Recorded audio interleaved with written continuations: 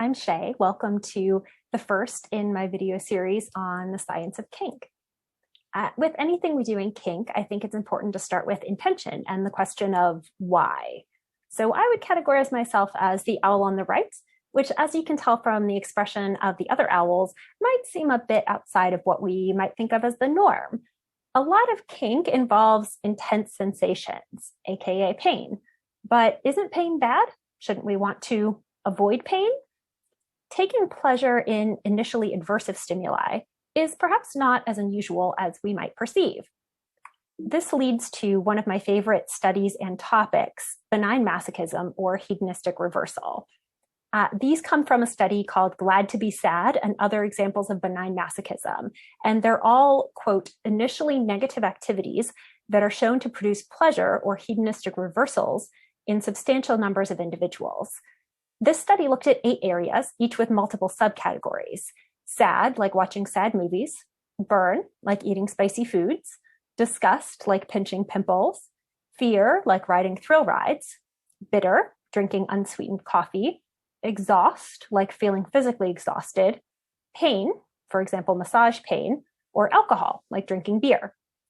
Dr. Paul Rosen, one of the authors, defined benign masochism as enjoying experiences that the brain falsely interprets as threatening. This realization that the body's been fooled and that there's no real danger leads to pleasure derived from mind over body. The study stated, quote, "We did not include truly dangerous activities like rock cliff climbing or activities we thought would be rare and or might render the questionnaire problematic for some subjects. For example, sadomasochistic activities." So they wanted us to know that they see us and we all know they're talking about us, even though they didn't put us in their paper. One of the findings was that a substantial proportion of individuals, in accord with benign masochism prediction, report that their favorite level of an originally negative activity is just below in intensity, a level that is not tolerable. That might sound familiar for a few of us, related to everything from spicy foods to perhaps kink activities. A little moment for you to make a prediction. This is a graph of the mechanical Turk numbers from Dr. Rosen's study. He actually separated out 2 study groups, but this one seemed more representative than the student group. There's always a student group. In this study, participants rated the same initially aversive activities that I showed in the previous slide, from 0 being not enjoyment at all, and 10, as much as I like anything. The study scale was actually 0 to 100, but when I did this for kinky folk, we couldn't fit that on the Google survey. So we converted it to 0 to 10 with decimals. So think to yourself, like, how do you think enjoyment of these initially aversive activities, as rated by folks who attended this class series in person, might compare to the original study sample? Do you think folks who are self-selected into a kink class might enjoy most of these things more, enjoy most of these things less, or generally about the same, or maybe just all over the board, higher on some, lower on others, the same on some? Before I had done this, my initial prediction was that I felt kinky folk would probably be higher in things like spicy foods, thrill rides, and even most of the tops I know are into massage pain, which was only a 3.6 in Dr. Rosen's study. So I would think that we would be a lot higher there. So this graph compares responses from previous attendees of when I've taught this class as a session in blue, and the study responses I just showed you, which are in orange.